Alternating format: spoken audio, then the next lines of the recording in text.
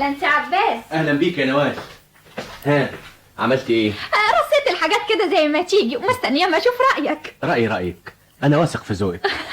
كده متشكره قوي. يعني ارتب الشقه على ذوقي؟ طبعا، هو في احسن من ذوقك؟ ايوه في ذوقك انت. العفو يا نوال، انا راجل بتاع حسابات وارقام وذوقي على قد. لا ده تواضع منك، انا ما شفتش واحد ذوقه ارقى منك، ده حتى باين في لبسك شيك شيك على الاخر. قصدك ذوقي كويس في اللبس؟ في كل حاجه، كلامك ذوق وتصرفاتك ذوق. يا بخت اختي نبيله بيك.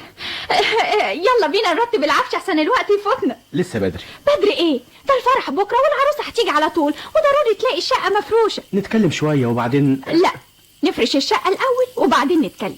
يلا بلاش كسل، يلا يا عريم. انت ازاي تقعدي في بيتك بالشكل ده يا نبيله يا بنتي؟ ايه في ايه يا ماما؟ في ايه يا بنتي؟ انت لسه برضو عروسه جديده، ما كملتيش 5 اشهر. ازاي تقعدي كده؟ مش تلبسي كويس وتتولتي وتاخدي بالك من نفسك زي كل الستات؟ وهو انا شكلي وحش كده يا ماما لما هتزوق؟ كلام اهدى. الست لازم تكون دايما منظرها يشرح قصاد جوزها، وانت قاعده كده شعرك منكوش ومبهدله. يعني هتزوق في البيت كمان؟ ما انا لما بخرج مع عباس بلبس كويس واعمل تواليت وكل حاجه. يا شيخه بلاش عبط بقى. الست العبيطه هي اللي تعمل زيك كده وتبقى على رأي المثل، في البيت قردة وفي الشارع وردة. وعامله ايه مع عباس؟ شايفه مطالبه؟ ايوه يا ماما، بس بقى عباس كده مش زي الاول. ازاي؟ الاول كان مهتم بيا جدا لدرجه ان اي طلب عاوزه حالا نجيبه، لكن دلوقتي ما بيسالش عني. ايه يعني مش مرتاحه ولا ايه؟ اهو مرتاحه وخلاص، لكن مش زي الاول. في ال4 اشهر الاولانيين كان حاجه تانية.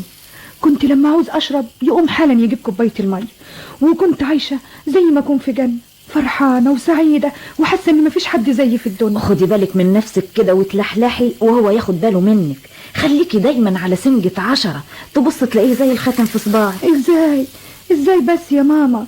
ده انا ما بعرفش اتكلم معاه، مش بقدر اجريه في الكلام. ما هي دي الخيبه اللي بالويبه. وانا ذنبي ايه؟ ذنبك ايه؟ ما تشوفي اختك نوال، اسم الله عليها نصحة وشايفة روحها وتتكلم وتلاغي زي البربند، مش خامة زيك.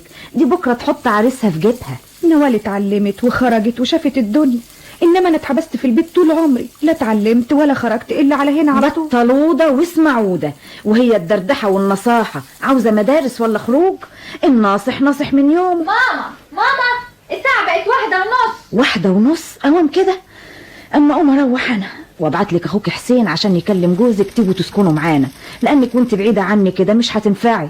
ولا انت ليكي راي تاني؟ ابدا، ما انا قلت لك من الاول اني عاوزه اقعد معاكم وانتوا اللي مصهينين. اهو اخوكي هيكلم